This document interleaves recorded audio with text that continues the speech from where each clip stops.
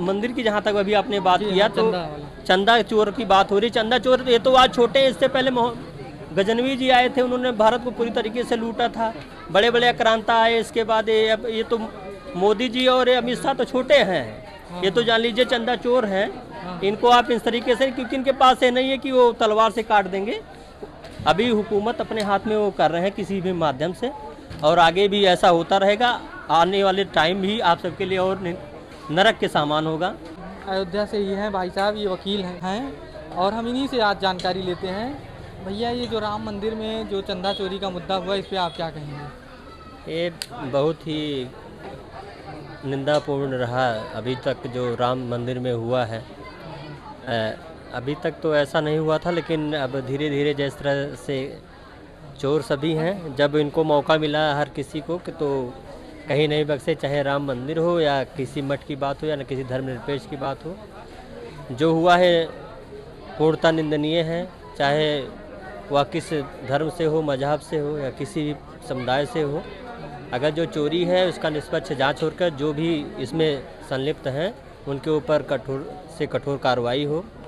यही जो जनमानुस हैं, चाहे वह वकील समुदाय से हो या हमारे जो पब्लिक हैं, जो भी जिनका पैसा लगा, चाहे वो 10 रुपये से लेके करोड़ों लाखों अरबों का यहाँ चढ़ाव अपने विश्वास निष्ठा से पूर्ण उन्होंने दिया है, और जिनके द्वारा यह कृत्य हुआ है वो दंडनीय है और कठोर से कठोर उनके ऊपर कार्रवाई हम यही चाहते हैं। आपके माध्यम से मीडिया भाई जो भी हैं, आप सब बढ़ चढ़ के हिस्सा ले रहे हैं और सारी बात को उजागर कर रहे हैं। इसके लिए आप सब बहुत बहुत धन्यवाद आप सबको इसके लिए। ये बताइए कि आप लोगों ने यहाँ धरना भी रखा था कि चंपत राय जी को इस्तीफा देना चाहिए, अगर इस्तीफा नहीं देंगे तो हम लोग मतलब आएंगे, धरना रखेंगे। हाँ, ये बात सही है, लेकिन कुछ जो तथ्य हैं, हम सब कुछ चीज़ें होती सामने दिखती हैं, लेकिन उस पर विश्वास नहीं किया जा सकता है जब तक कि पूर्णतः जांच जो है inquiry the conduct by the court के द्वारा की जाती है।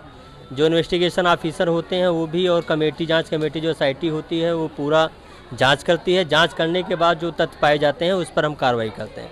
अच्छा, अंकल जी आप यहीं के हैं प्रॉपर? हम लोग बोलते हैं। अच्छा, नहीं आप यहीं के हैं प्रॉपर? मैं बाहर।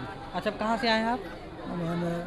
भवनान से आए हैं। अच्छा, भवनान से। तो उस टाइम आप कार सेवकों पर जब गोली चली थी तो आप तो थे उस टाइम?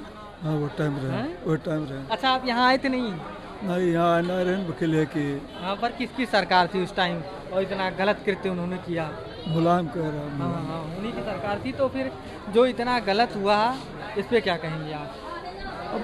उतने टाइम तो गलत भयवे कि और राम गोपाल यादव जी उनके चाचा थे। 1992 में उन्होंने संसद भवन में कहा था कि हमारी सरकार से जो गलतियाँ हुई हैं वो गलती नहीं है। उसके साथ वकील साहब, वो आपने देखा होगा अब वीडियो, बहुत तेजी से देखा है। अब क्या है कि वो समाजवादी पार्टी से हैं, और समाजवादी पार्टी का मेन ही है कि जो अब अल्पसंख्यक कहा जाए, उनको मुस्लिम समुदाय को प्राथमिकता दी है।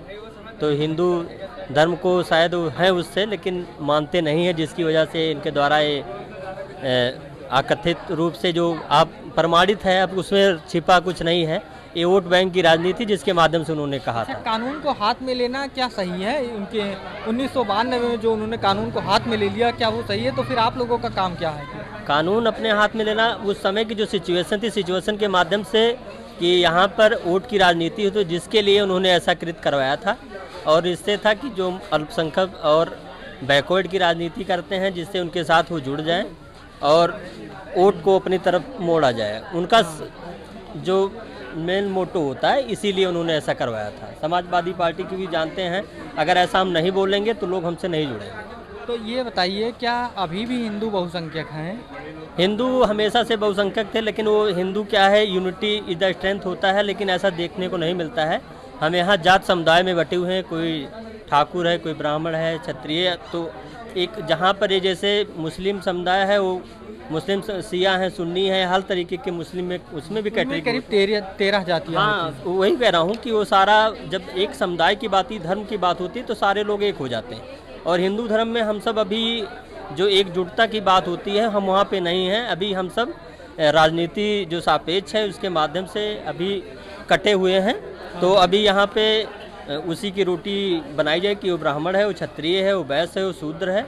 और इसी तरीके से अभी हम जब एकजुट होने की बात आएगी तब जब हिंदू जागेगा, तब जो ऐसे आज हो रहा है ऐसा नहीं होगा। तो ये कैसे जागेगा? अभी तक योगी बाबा ने कहा कटोगे तो बटोगे, और फिर उसके बाद उन्हीं का जो फिर यूजीसी भी ला दिए। अब देखिए उन चीज़ों में क्या है, अभी वो भी क्या कर पाए, धीरे धीरे अपने आप को, आप सब जानते हैं, बताने के हमें इस माइक से माध्यम जरूरी नहीं है कि आप सब लोग हमसे ज़्यादा जानते हैं।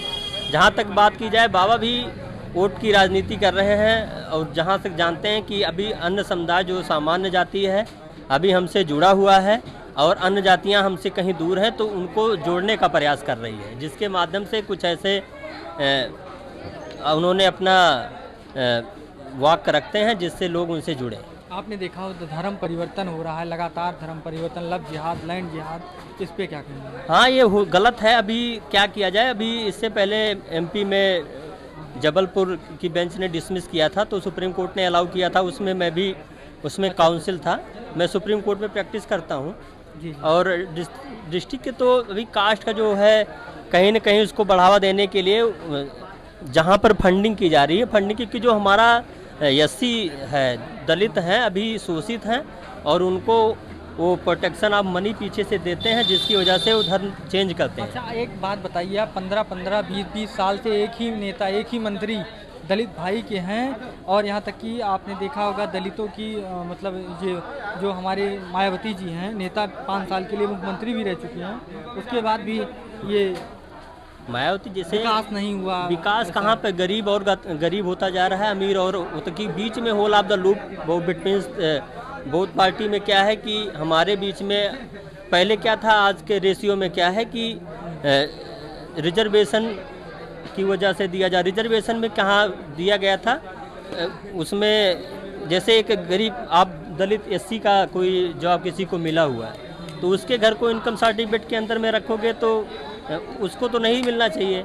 उससे जो बगल वाला वंचित रह गया, जिसके घर में कोई जॉब नहीं, उस पर आप creamy layer, non creamy layer के आधार पर बांटेंगे। क्रीमी लेयर का मतलब मलाईदार परत है जो 8 लाख रुपए की इनकम होती है। बिल्कुल बिल्कुल बिल्कुल, वहाँ पे ऊपर जो आता है, हाँ बिल्कुल, उसको लाभ नहीं मिलना चाहिए। मैं कह रहा हूँ कोई जनरल हो या एससी हो या ओबीसी हो, कोई भी हो, अगर उसके घर में जॉब है और उसके बगल वाले में नहीं है, तो जैसे कि अब अभी कास्ट सेंसस आई थी, जनगणना 2011 में हुई थी, जात जनगणना, कितने लोग हैं, क्या नौकरी करते हैं, क्या नहीं, जिस तरीके से उन्होंने कराया था ऐसे ही करवाना चाहिए। कितने लोग बेरोजगार हैं और कितने घर में रोजगार है, कितने गवर्नमेंट में, कितने नॉन एम्प्लॉय हैं, इस तरीके से सरकार अगर वो काउंट कराएगी तो आंकड़ा सामने निकल के आएगा। और अभी हम क्या है, गुमराह हुए हैं, एक न एक दिन सबकी आंखें खुलेंगी। एक बार आज जो एक मंदिर की जहाँ तक अभी आपने बात किया, तो चंदा चोर की बात हो रही, चंदा चोर ये तो आज छोटे हैं, इससे पहले गजनवी जी आए थे, उन्होंने भारत को पूरी तरीके से लूटा था, बड़े बड़े आक्रांता आए, इसके बाद ये तो मोदी जी और अमित शाह तो छोटे हैं, ये तो जान लीजिए चंदा चोर हैं। इनको आप इस तरीके से, क्योंकि इनके पास ये नहीं है कि वो तलवार से काट देंगे, अभी हुकूमत अपने हाथ में वो कर रहे हैं किसी भी माध्यम से, और आगे भी ऐसा होता रहेगा। आने वाले टाइम भी आप सबके लिए और नरक के सामान होगा, बहुत ही, जब तक आप जागोगे नहीं तब तक कुछ होने वाला नहीं। तो सरकार जो है विकास कर रही